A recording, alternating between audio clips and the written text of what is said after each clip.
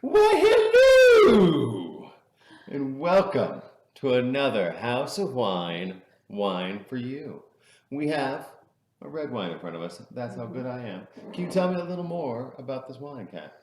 Sure. This is the Monti Garbi Ripasso.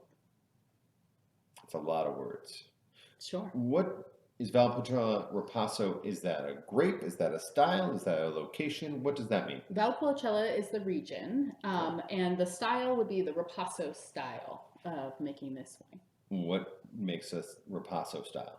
Ripasso literally means repast. So what happens is as they're fermenting, these grapes on the skins, the juice in concert with the skins, they actually added more skins from the Amarone style of winemaking, which those grapes are really, they're partially dried and really rich.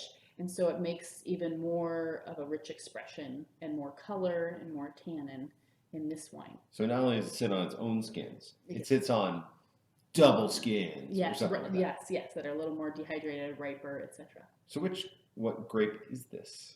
So this is 70% Corvina is the primary grape, and then 20% Corvione, and then about 10% of the remaining native varieties. Excellent.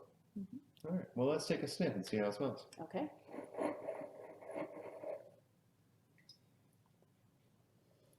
This wine has the most oak of all the wines in the Northeastern Italy selection.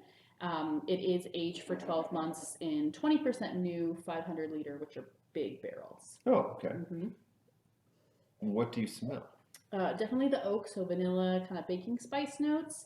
And then I get dried cherries. There's definitely a dried nature to this wine. And I think you get that from the Amarone grapes because those are dried, right? They're dried just a little bit to get them even more concentrated.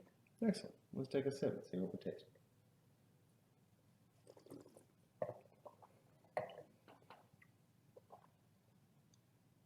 What do you taste, Kat? At some point, I should ask you what you taste. No, not this time. You definitely get the oak impression, right? Which provides a little bit of tannin, so it's slight bitterness, but in a positive way to balance out the dried fruit character, dried cherries and herbs and some earth as well. You get alcohol. This is definitely a warmer wine. This is the wine that I'm using to transition from fall to winter. This is your transitional wine, right? That you'll bring in this set. The rest of them are a little lighter, a little fresher. This one still has bright acidity, but you get a little more alcohol and a little more heftiness with this wine. How would this change had they not done the Ripasso method? Like what does the Ripasso method do to this wine? Yeah, the Ripasso method adds more of that dried fruit character. It also adds a little more alcohol. Potentially, it can add some more texture to the wine, a little bit of dry nature, a little more tannin to the wine as well. Weird question. Does anywhere else in the world do the Ripasso method? Like, are we going to see a Italian or a California Chardonnay with Ripasso? Or I once did an experimental wine with Ripasso for fun when I was making wine with Bets. We did a Ripasso. How was it? For fun. It was really interesting. It was fun to do it. You could definitely see the extra color and the extra tannin come out from those skins. Yeah. Oh, excellent. Yeah, it makes a little more of a sturdy wine. Got it. Well, when might you drink this, or what might you pair it with?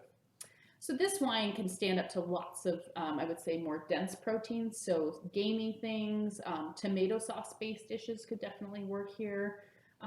Anything that's got some kind of earth and also, needs a wine that has more heft to it, this would work. Oh, excellent. Well, thank you so much for telling us all about it. You're welcome. Clinky, clinky. Cheers. Cheers.